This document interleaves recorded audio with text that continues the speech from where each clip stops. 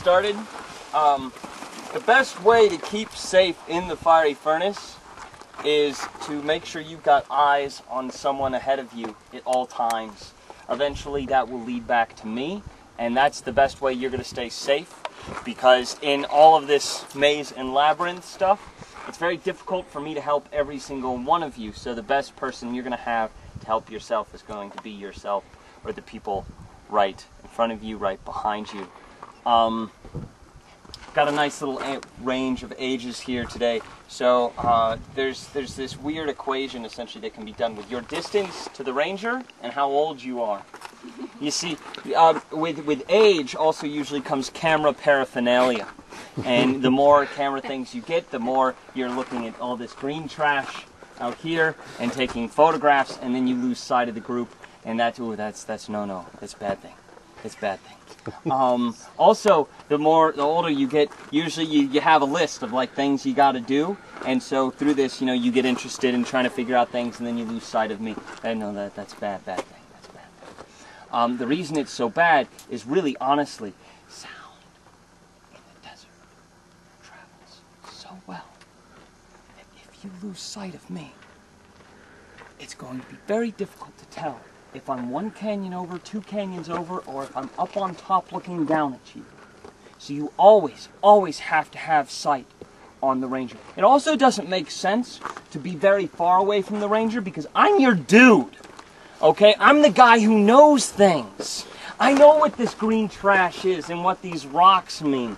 If you've got a camera and you've got a list of things to know and do and see before you shuffle off this mortal coil, you want to be right there behind me anyway, so you can ask these things, so that you can figure these things out.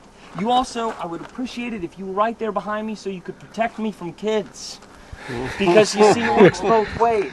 The older you get, the farther away you get, but right until you get to about the age of 12, suddenly you're not just like close to the ranger, you're like right there. And when I mean right there, I really mean like right there. And it's like I exude some sort of special ranger power. I don't. I mean, I've got these cool badges, I've got these schoolboy shorts, I look kind of nifty, I sound funny, but I don't exude the ranger power. And so, kids, it's very important that you always make sure that you can't kick me. If you are close enough to kick me, then that's too close. Now, I don't want you testing it all the time because my bum's still sore from yesterday. But, yeah, just think about it this way. We're going to be stepping up on a lot of things. We're going to be next to a bunch of ledges. You really want to keep a distance from each other unless you're helping somebody do some of these maneuvers too.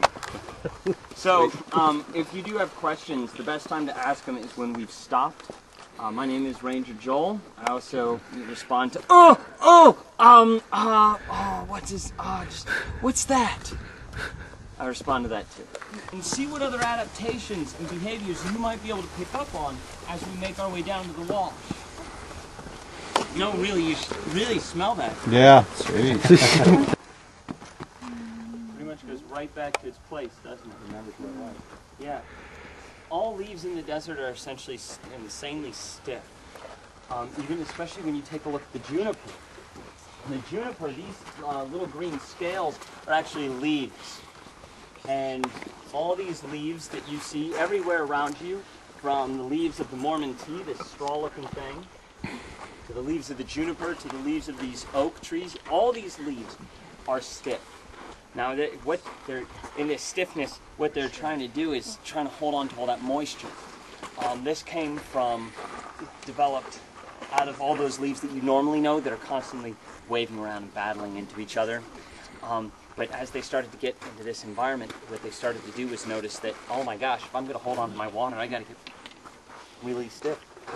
And so they started to get really stiff and really strong.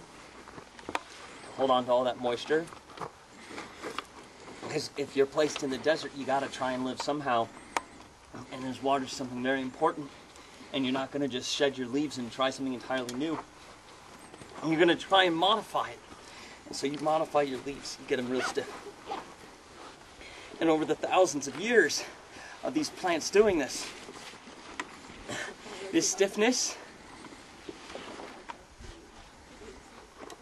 just became their point of relaxation. The stiffness stopped being a stress, and it just started being its basic, general, normal way of being. Now, out of this stiffness, plants get to hold on to their moisture, but there's something you and I get.